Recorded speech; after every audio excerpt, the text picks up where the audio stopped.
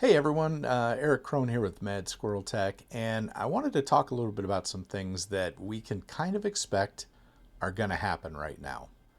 Unfortunately, with the giant storm that just came through, the damage that it caused is going to lead to a lot of issues with scammers, both online and in person.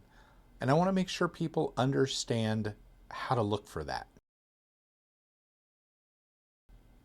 Now, first of all, a lot of the online scams are going to be things like fundraisers and people needing help. And of course, they tug on our emotions and our empathy, and we do want to help these folks, but a lot of times these are fake. So make sure if you're donating money online or to a cause like that through a GoFundMe, that it is actually legitimate.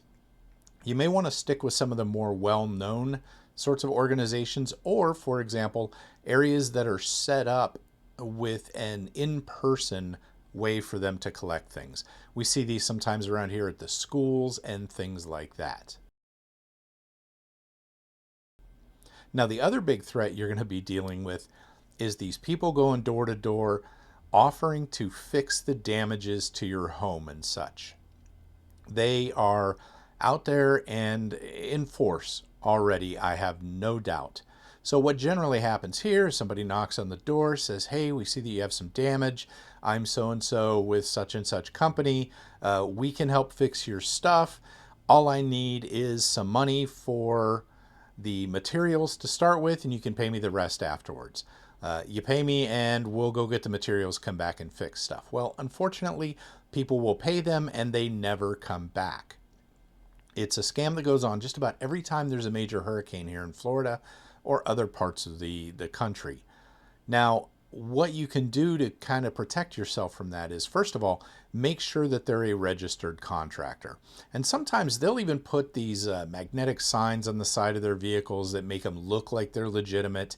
They may even have a made-up number, but you can check that through your state's registrar website. And I'll tell you this, if you're dealing with somebody who's legitimate and you say, hey, I want to make sure that you are a registered contractor, what's your number?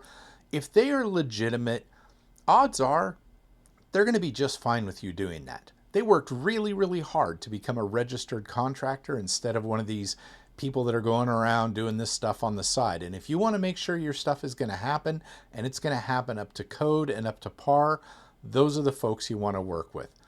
Don't be afraid if you have a bad feeling about things or they're demanding extra money to just say no.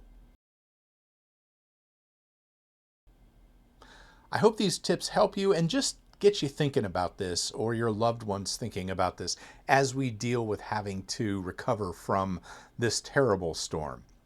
So take care, be safe out there, and thank you for helping your neighbors for those that do. If you aren't already and you know someone in need, please give them a hand.